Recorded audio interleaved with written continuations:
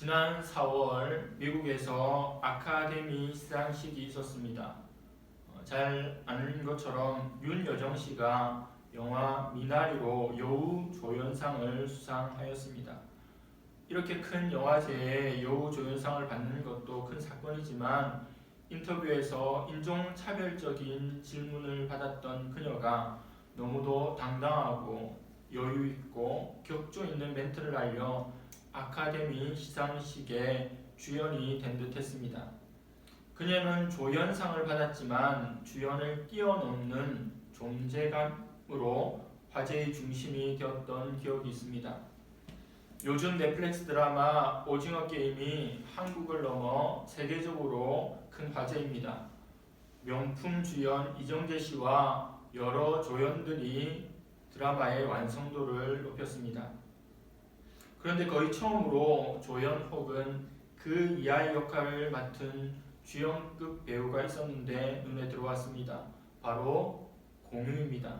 도깨비와 여러 영화 드라마가 떠오르는 인류 배우지만 오징어 게임에서는 그저 이정재와 딱지 대결을 펼치는 연기로 웃음을 자아내게 했습니다.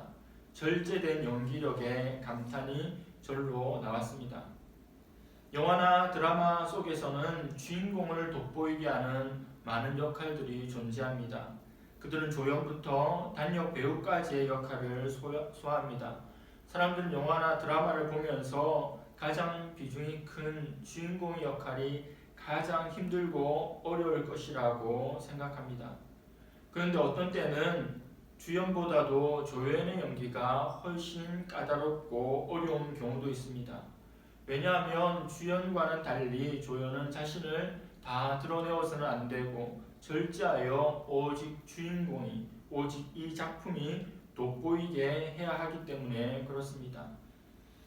우리 인류의 역사의 주인공은 누구입니까? 바로 예수 그리스도십니다. 인류의 역사에는 예수 그리스도를 드러내고자 했던 많은 사람들이 존재했는데 그 대표적인 사람이 오늘 본문 속에 나오는 세례 요한입니다. 세례 요한은 제사장 사가랴의 아들로 높은 지위를 가지고 있었지만 모든 것을 버리고 광야로 떠났습니다. 세례 요한의 음식은 메뚜기와 야생꿀이었고 그는 낙타 털옷을 입고 살았습니다. 세례 요한은 사람에게 가장 기본적인 필요인 의식주 모두에 있어서 고생을 사서 한 것입니다. 얼마든지 편안하게 누리며 존경과 대접을 받을 수 있는 신분이었지만 그는 그것을 포기했습니다. 왜냐하면 그에게는 사명이 있었기 때문입니다. 그렇다면 세례 요한의 사명은 무엇입니까?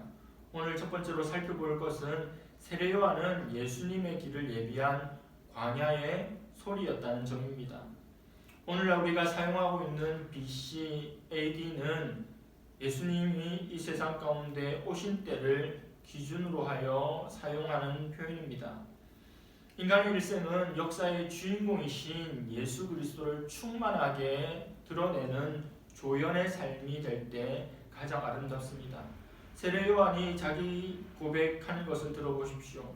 23절에 나는 선지자 이사야의 말과 같이 주의 길을 곧게 하라고 광야에서 외치는 자의 소리로라. 예수님의 오심을 예비한 탁월한 세례 요한은 광야에서 예수님의 오시는 길을 예비하면서 회개하라 천국이 가까이 왔느니라 라고 외쳤습니다. 예수님이 본격적으로 사역을 시작하실 때도 똑같은 말씀을 하셨죠. 회개하라 천국이 가까이 왔느니라. 세례 요한은 하나님의 울리는 북이 됩니다. 그리고 광야의 소리가 됩니다. 다른 메시지가 아니라 회개의 메시지를 전하였더니 예루살렘과 온 유대와 요단강 사방에서 그에게 사람들이 몰려오는 역사가 일어났습니다. 세례 요한이 선지자 이사야의 말이라고 했던 이사야 40장 3절은 이렇게 말씀합니다. 외치는 자의 소리여 이르되 너희는 광야에서 여호와의 길을 예비하라. 사막에서 우리 하나님의 대로를 평탄하게 하라. 세례 요한의 사명은 이제 곧 예수님이 오실 것인데 그 그분이 오셔서 천국의 복음을 전하시기 전에 사람들이 미리 준비하고 미리 그 메시지를 듣도록 하는 것입니다. 세례요한은 예수님이 오시는 길을 준비한 평탄케 하는 고된 작업을 감당하는 광야의 소리였습니다. 여러분 고속도로를 많이 타보셨을 텐데 고속도로 하나를 건설하려면 많은 시간과 비용이 듭니다. 또 수많은 인부들이 오랜 시간에 걸쳐서 그 도로를 뚫어야 합니다. 마침내 도로가 완성되면 평소에 갈 수 없었던 곳도 또 평소에 오랜 시간 돌아가야 하는 길도 편하게 다닐 수 있게 되는 것입니다. 예수님께서 오시기 전에 세례요한이 고속도로, 도로를 닦는 일을 한 것입니다. 주님이 오시는 것을 예비하고 또 주님께서 사역을 시작하실 때 그것을 편하게 하도록 세례요한이 귀한 역할을 한 겁니다. 세례요한은 광야에서 외치는 자의 소리로 살아있습니다. 세례요한의 사명은 무엇입니까? 주님을 소개하는 것입니다. 그를 돋보이게 하는 조연의 역할입니다. 당시 기득권자인 바리새인과 사두개인들에게 독서를 퍼붓는 일을 하였습니다. 어떤 메시지를 전했습니까? 독사의 자식들아, 회개에 합당한 열매를 맺으라. 너희는 아브라함의 자손이라고 생각지 말고 하나님은 이 돌들로도 아브라함의 자손이 되게 하실 수 있다라고 경고했습니다. 이건 당시에 매우 위험한 행동이었습니다. 그리고 용기 있는 외침이기도 했습니다. 여러분 우리가 잘 알다시피 소리는 잠깐 있다가 없어지고 마는 바람과 같은 것입니다. 제가 책을 쓴다면 그 책은 손에 잡히고 언제든 읽을 수 있는 것이지만 지금 설교하는 것처럼 말로 표현해 버린다면 금방 사라지고 마는 거죠. 나팔이 울리면서 왕이 나타나면 아무도 나팔을 부는 신하에 주목하지 않습니다. 오직 왕에게 주목하는 거죠. 세례요한은 자기 자신을 소리로 여겼습니다. 예수님 앞에서 한번 울리는 소리가 되는 것, 그리고 사라지고 마는 존재가 되는 것으로 여겼다라고 하는 겁니다. 예수님 앞에서 일을 하면서 자기는 할 수 있는 대로 보이지 않는 존재가 되고 또 할 수 있는 대로 작아지고 결국 나중에는 자신의 존재가 조금도 기억조차 나지 말아야 한다고 생각한 것 같습니다. 사랑하는 성도 여러분, 하나님을 위해서 또 하나님 나라를 위해서 우리가 어떤 사명을 가지고 있는지 생각해 보기를 원합니다.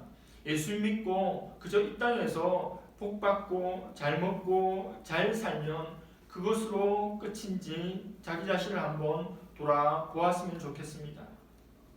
주님을 위해서 또 주님의 길을 예비하기 위해서 아무도 알아주지 않고 또 힘들고 불편하고 어려운 광야에 있을지라도 오직 주님을 자랑하고 주님을 드러내는 한 소리로서의 삶을 살아가는 우리가 되기를 바랍니다.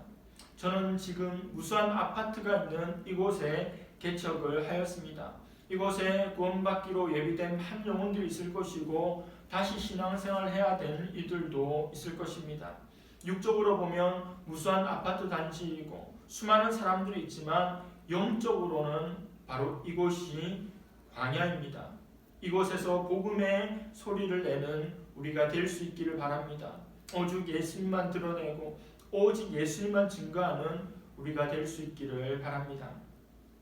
두 번째로 살펴볼 것은 세례요한은 예수님의 자리를 가로채지 않은 겸손한 자입니다.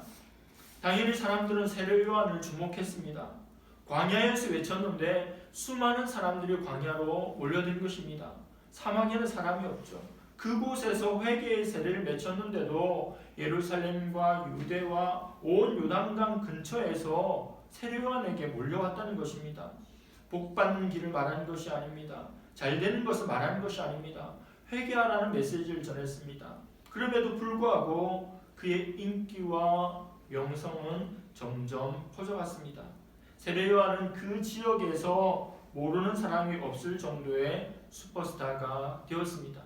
이쯤 되면 어깨에 힘이 들어갈 만도 합니다. 이쯤 되면 다른 마음도 가져볼 만도 합니다. 이쯤 되면 자기 그릇도 챙겨볼 만도 하죠. 그러나 세례 요한에게는 그 어떤 것도 없습니다.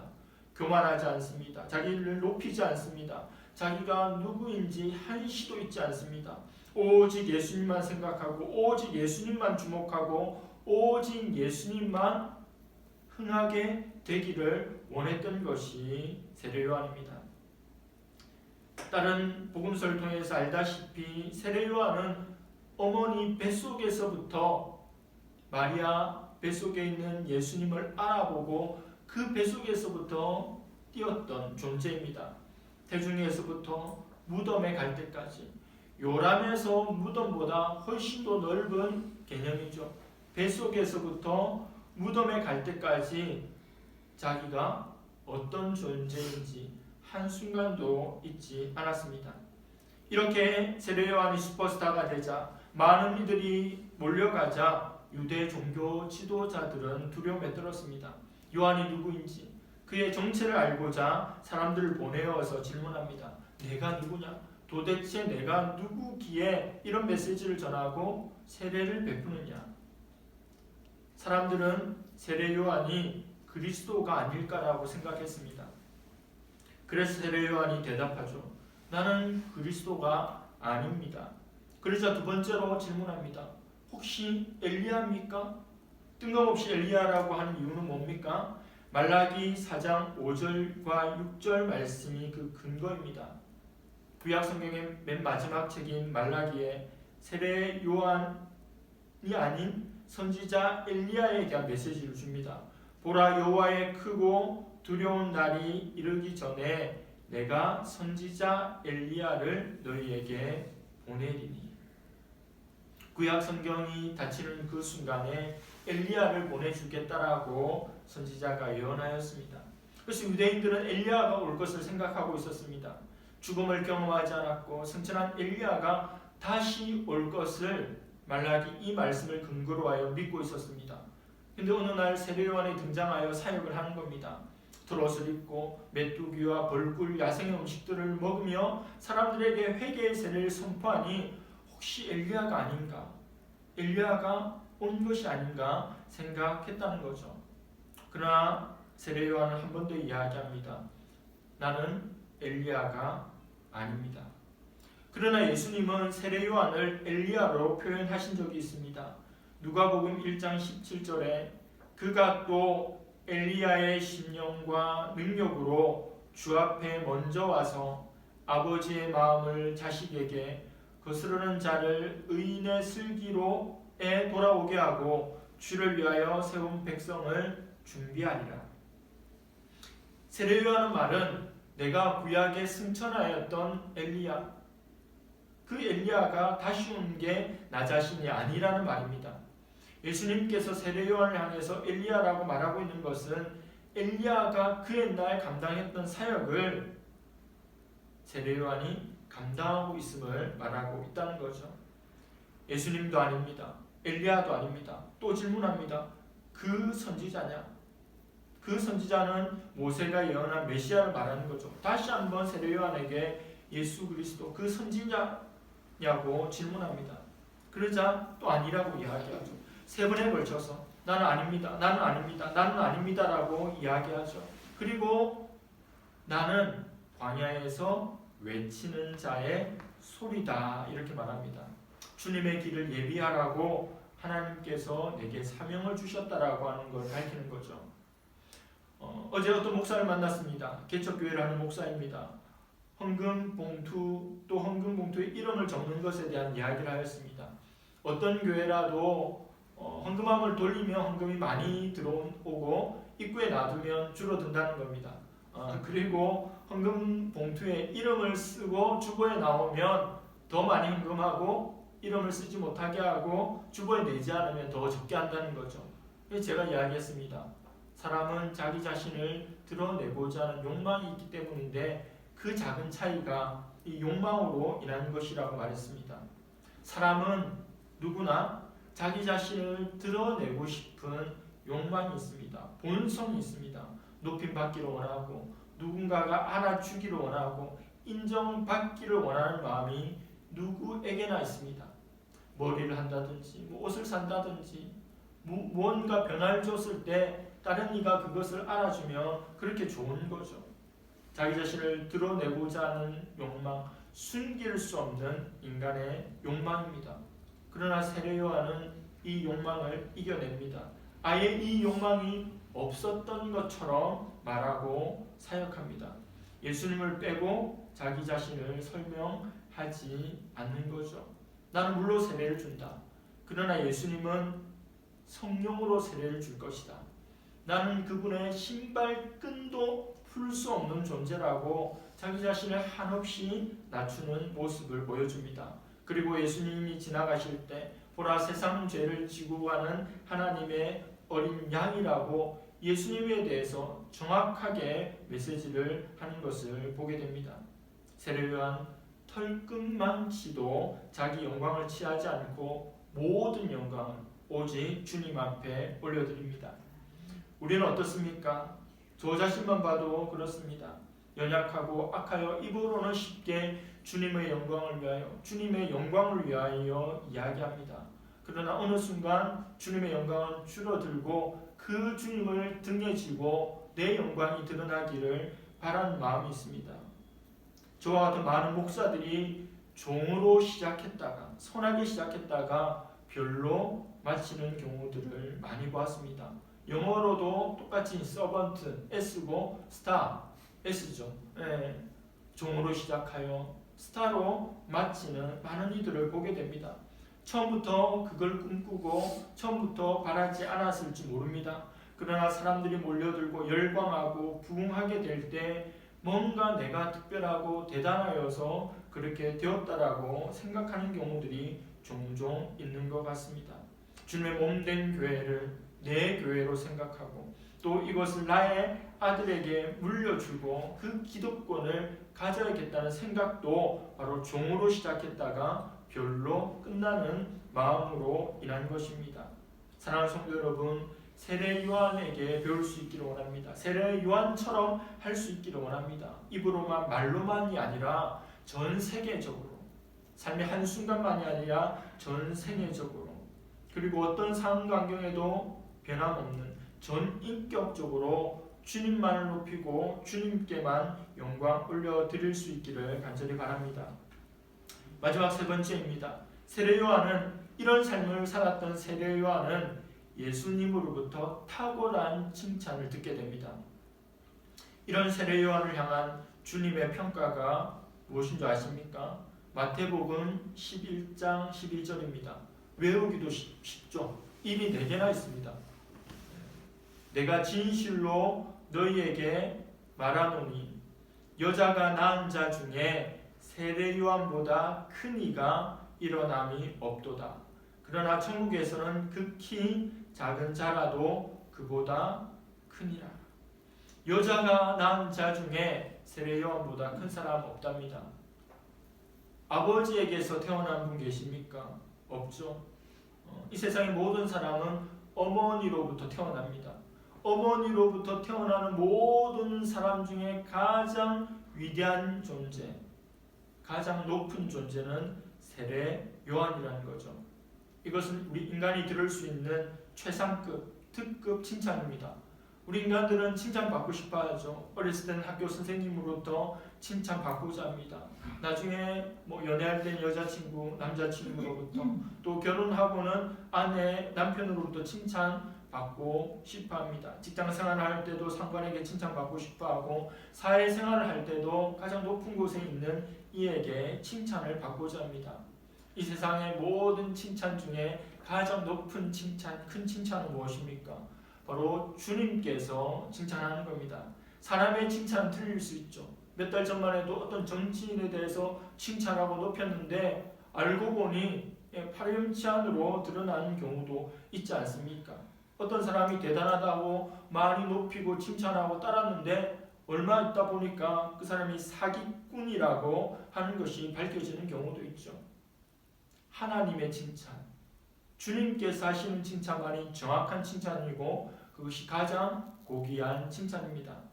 여러분, 살아가는 동안, 신앙생활 하는 동안, 이 땅을 지나는 동안 하나님 앞에 그런 칭찬 한번 받고 싶지 않습니까? 우리 하나님은 마음이 교만한 자를 대적하십니다. 자기 자신을 높이고자 하는 자 싫어하세요. 세례 요한은 바닥이지 않습니까? 낮출 수 있는 한 낮추고 예수님을 높일 수 있는 한 높였습니다. 그랬더니 주님께서 납작하게 엎드려 있는 세례 요한의 손을 들고 가장 높여 주시는 거죠. 내가 높임 받고자, 내가 스스로 높아지고자 아둥바둥하는 것이 아니라 나는 낮아지고 겸손히 주님을 섬기고 주의 영광을 위해 살아가면 하나님께서 우리에게 합당한 자리, 합당한 칭찬을 허락해 주실 것입니다. 말세가 되면요, 지금도 말세이지만 사람들이 자기 자신을 사랑합니다. 에고이즘. 또 자기 자신이 세상의 중심이 됩니다. 자기 자신이 온 우주의 가장 중요한 존재가 됩니다. 그래서 자기가 높임받고 드러나는 것을 좋아하지만 우리 하나님은 그런 사람 배척하십니다. 우리 하나님은 중심으로 하나님을 섬기고 하나님 앞에 나오는 자를 찾으십니다. 우리의 마음의 중심과 삶이 날마다 나를 죽이고 또 날마다 내 속에 계신 성령님이 더 활발하게 역사하시도록 할 수 있기를 바랍니다. 주의 길을 예비하기 위해 의롭고 겸손하며 절제의 삶, 포기의 삶을 살았던 세례 요한의 길을 기억할 수 있기를 바랍니다. 사람은 자기 자신이 누구인지 아는 것이 너무나 중요합니다. 많은 이들이 이 나라 대통령이 되려고 나섰습니다. 우리가 보기에 저 사람이 대통령감인가 싶은 이들이 많이 있고 그렇게 떨어져 나가는데도 자기 자신이 대통령이 되기에 충분하다 생각하는 것 같습니다. 자기 자신을 몰라도 너무도 모른다는 거죠. 여러분, 진짜 우리의 모습은 어떤 모습입니까? 내가 왜 존재하는지를 아는 이가 자기를 아는 존재입니다. 하나님께서 왜 이 땅에 이 가정에 우리를 보내어 주셨는지, 하나님께서 나를 통해서 하시고자 하는 일이 무엇인지를 깨닫는 거죠. 발견하는 거죠. 그게 자기 자신입니다. 그 자기 자신의 존재 목적을 아는 것이 우리 인생의 가장 행복하고 아름다운 날이 될 것입니다. 우리는 이 시대에 또 다른 세례 요한이 될 수 있기를 원합니다.